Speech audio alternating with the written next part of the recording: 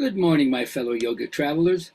I'm mighty glad to be alive today, and I hope that you are too as we continue to live, laugh, love, learn, linger, and live the life we love. Tuesday, little snippet of song day to start me off. Bob Dylan. I have heard rumors all over town. They said that you're planning to put me down. All I'd like you to do, tell me that it isn't true. To know that some other man has been holding you tight. Well, it hurts me all over, and it doesn't seem right.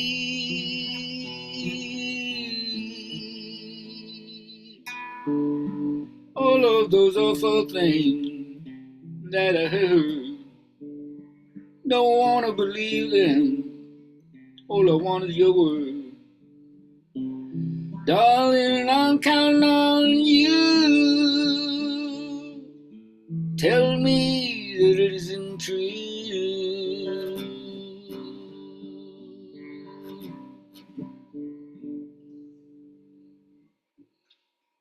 I sent that to my friend Arthur in New York. Big Dylan fan. Anyway, as well as my friend William in Minneapolis. All right. So for you journal people out there, who is a healing catalyst for you? Or what is a healing catalyst for you? What are the people, environments, or things that you do that bring healing to your life? Reflect on that. Let me know about it. I'd love to talk to you about it. All right. My teacher says that yoga is a guide that develops skill with repeated efforts. You got to do the reps. It gives you a moral code of conduct in human affairs, create good vibrations, smooth relationships with people. And its philosophy is a kind of rational investigation and a critical study of the truths and the principles of what being, with a capital B, is all about. It's made me question, what are the qualities of a good teacher? What are the qualities of a good student? And if you're a teacher out there, or even if you're a student, interesting to ask yourself those questions and find out what attracts you and what turns you off. So I'd also say that when you practice yoga, you're asking questions to yourself. Like, what do you do to nurture yourself on an ongoing basis to prevent any burnout from being too active, overproductivity, so that you, instead of getting famished, you end up getting nourished, replenished, regenerated. That's part of yoga. Because if you're going to understand what I would call the tantric aspect of life, the warp and woof of life, the material and the spiritual plane are not to be distinguished from one another. You have to do your own exquisite analysis beyond whatever your current understanding is. It's often a discontinuity with what came before. And if you practice yoga, it's going to develop the psychic energies of your body. You're going to expand your bandwidth. You're going to see more. You're going to let go of resistances. And then you're going to let the myth speak to you on its own terms. Each one of us has the possible or the potential to be a genius interpreter of symbolism, where you see what its psychological effect is on you, not just its historical or literal understanding. And when you begin to look at these things, you'll see that what I call the collective unconscious, the common substratum for all humanity, these things keep popping up all over.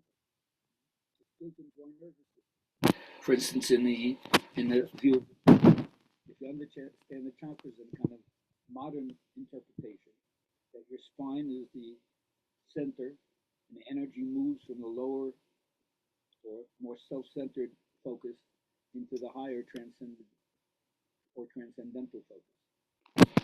So you accept the fact that your tailbone and your rectum and your genitals and your belly button and your heart and your throat and your cerebral cortex and your energy, your aura, each has a voice. Each one's almost competing for you to see reality through its lens.